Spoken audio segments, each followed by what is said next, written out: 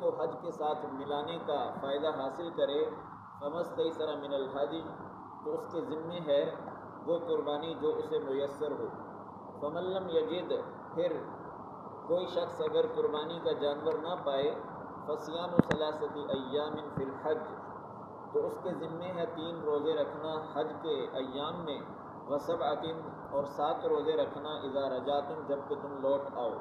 تلک عشرۃ کاملہ، یہ کل 10 روزے ہو گئے۔ ذالک لمن لم یکن اہلہ، یہ اس شخص کے لیے ہے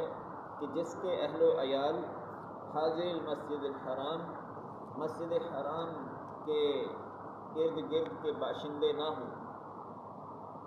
واتقوا اللہ، اور اللہ سے ڈرو، واعلموا، اور جان لو، ان اللہ شدید العقاب،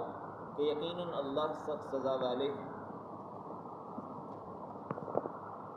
اس رکوع کے شروع میں بھی کچھ حج کا تذکرہ گزرا، درمیان میں کچھ جہاد اور قتال سے متعلق تعلیمات آئیں، اور اب دوبارہ حج سے متعلق کچھ مسائل کا ذکر کیا جا رہا ہے۔ چنانچہ اس کا جو پہلا جملہ ہے وَأَتِمُّوا الْحَجَّ وَالْعُمْرَةَ لِلَّهِ، کہ اللہ کے لیے حج اور عمرے کو مکمل کرو، اس کا مفہوم یہ ہے کہ اگر کسی شخص نے حج کا احرام باندھا یا عمرے کا احرام باندھا تو اب درمیان میں نہ چھوڑے، بلکہ اس حج یا عمرے کو مکمل کرے۔ چنانچہ اگر کوئی درمیان میں حج یا عمرے کا احرام ختم کر دیتا ہے تو اس کے ذمے پھر چٹی آتی ہے، قربانی آتی ہے،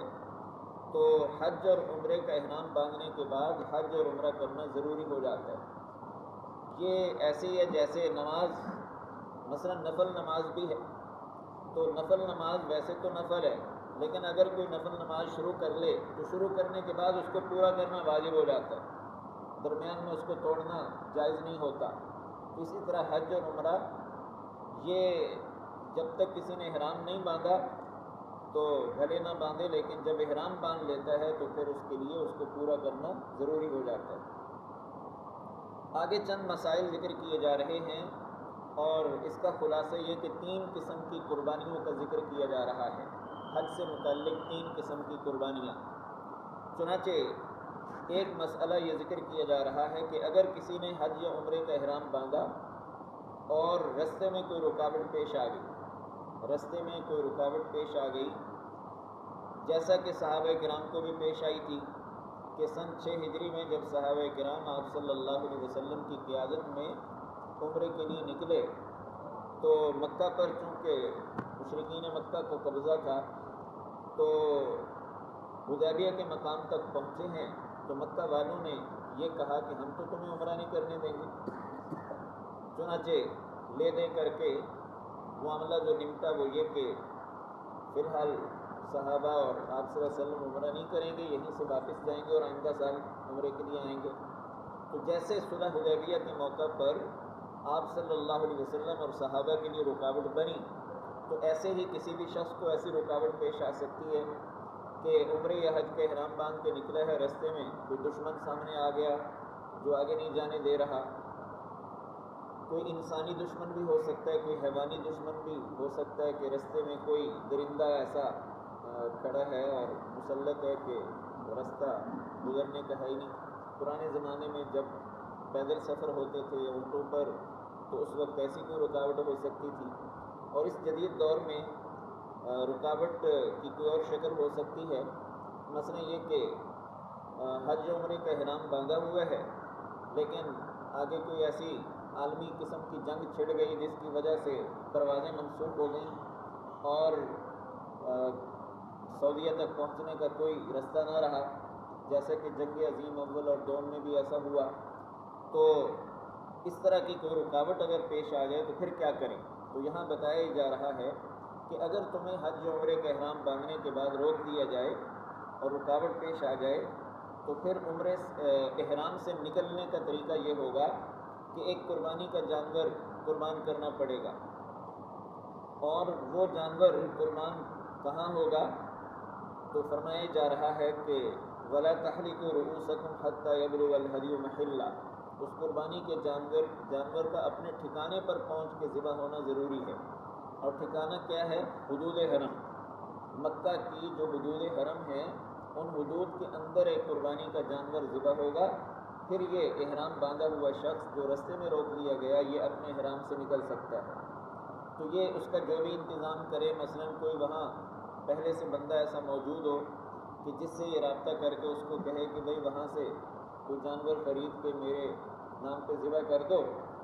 اور جو وقت وہ دے ذبح کرنے کا اس وقت میں جب جانور ذبح ہو جائے تو یہ ادھر اپنا احرام کھول سکے گا اور اپنے سر کو مڑوا کے احرام سے نکل جائے گا۔ لیکن قربانی کا جانور ذبح ہونے سے پہلے احرام سے نہیں نکل سکتا اور احرام کی پابندیاں برقرار رہیں۔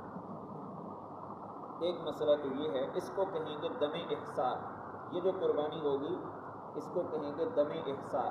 دم کا معنی قربانی ہے اور احصار کا معنی روک دیا جانا، رکاوٹ پیدا ہو جانا۔ تو دم احصار یعنی حج عمرے کا احرام باندھنے کے بعد رکاوٹ پیش آنے کے نتیجے میں جو قربانی کی جا رہی ہے۔ ایک اور قربانی کا یہاں ذکر ہے اور ایک اور صورتحال بتا کر اس کا حکم بتایا جا رہا ہے، وہ یہ کہ ایک شخص نے حج یا عمرے کا احرام باندھا لیکن بیمار ہو گیا، اتنا بیمار ہو گیا کہ اب حج یا عمرے کے مناسک ادا کرنے کے قابل نہیں رہا، طبیعت زیادہ بگڑ گئی، یا یہ ہے کہ سر میں کوئی ایسی تکلیف پیدا ہو گئی، جیسے اس آیت کا جو شان نزول ہے تو اس میں یہ کہ ایک صحابی کو احرام باندھنے کے بعد رستے میں سر میں تکلیف ہوئی۔ تکلیف ہونے کا مطلب یہ کہ جوئیں اتنی پڑ گئیں کہ ان کی برداشت سے باہر، تو اب گویا ان جوؤں کی وجہ سے سر مڑانا ان کے لیے ضروری ہو گیا۔ تو اب ظاہر ہے کہ سر مڑانا احرام کی پابندی کے خلاف ہے۔ تو اس طرح کی کوئی صورتحال اگر پیش آ جائے تو پھر کیا کیا جائے گا؟ پھر یہ مسئلہ بتایا جا رہا ہے کہ یہاں بھی احرام سے وہ بندہ نکل سکتا ہے، اور احرام کی پابندی کے خلاف جب وہ کوئی کام کرے گا تو گویا احرام سے نکل گیا، لیکن اس کے بدلے میں اس کو فدیہ ادا کرنا ہوگا۔ وہ فدیہ کیا ہوگا؟ تو یہاں 3 چیزوں میں اختیار دیا جا رہا ہے، ففدیۃ من صیام او صدقۃ او نسک، کہ یا چند روزے رکھے گا یا کچھ صدقہ کرے گا یا قربانی کرے گا۔ روزے جو یہاں رکھنے کا ذکر ہے تو کتنے روزے رکھے گا؟ یہاں تو اس کی مقدار نہیں بتائی جا رہی، لیکن احادیث میں اس کی مقدار بتائی جا رہی ہے کہ 3 روزے رکھے گا، اور اگر 3 روزے نہیں رکھ سکتا تو پھر دوسری شک بتائی جا رہی ہے صدقہ۔ کتنا صدقہ؟ کہ 3 فطرانوں کے برابر وہ چاہے نقد شکل میں صدقہ کر دے یا راشن دے دے 3 مسکینوں کو ایک فطرانے کے برابر، یا یہ کہ 3 مسکینوں کو 2 وقت کا کھانا کھلا دے، یا 6 مسکینوں کو 1 وقت کا کھلا دے، یا 1 مسکین کو 6 وقت کا کھانا کھلا دے۔ تو بہرحال یہ تمام شکلیں اس کے لیے درست ہوں گی۔ اور تیسری شک یہ ہے کہ قربانی کرے۔ قربانی میں چاہے وہ بڑے جانور میں 7واں حصہ ڈال لے یا ایک بکرا بکری مینڈا مینڈی بھیڑ قربان کر دے تو یہ اس کا فدیہ ہوگا۔ تو فدیے میں 3 شکوں کی اجازت دی جا رہی ہے۔ یہ جو فدیہ ہوگا یا اس فدیے کے اندر جو ایک شک ہے قربانی کی، اس قربانی کو ہم کہیں گے دم جنایت، یعنی احرام کے خلاف جو ایک کام کرنا پڑ گیا، سر مڑوانا پڑ گیا یا کسی اور تکلیف کی وجہ سے احرام سے نکلنا پڑ گیا، تو اب یہ جو قربانی ہو رہی ہے اس کو کہیں گے دم جنایت، یعنی احرام کی پابندی کے خلاف ایک عمل ہونے پر آنے والی قربانی۔ آگے تیسری ایک قربانی کا ذکر کیا جا رہا ہے، فَإِذَا أَمِنْتُمْ، کہ ویسے حالات امن والے ہیں اور کوئی رستے میں مشکلات نہیں، اور کوئی بندہ ایسے امن والے حالات میں ماشاءاللہ عمرے یا حج کے احرام باندھ کے نکلا ہے، لیکن وہ ڈبل فائدہ ایک سفر سے حاصل کر رہا ہے، اور ایک سفر سے ڈبل فائدہ حاصل کرنے کی 2 شکلیں ہیں، یا حج قران کر رہا ہے یا حج تمتع کر رہا ہے، یعنی ایک ہی سفر میں عمرہ بھی کر رہا ہے حج بھی کر رہا ہے۔ اب اس کی شکلیں 2 ہیں، ایک ہے حج قران اور ایک ہے حج تمتع۔ حج قران اسے کہتے ہیں کہ وہ جہاں سے بھی احرام باندھے گا تو احرام میں نیت دونوں چیزوں کی اکٹھے کرے گا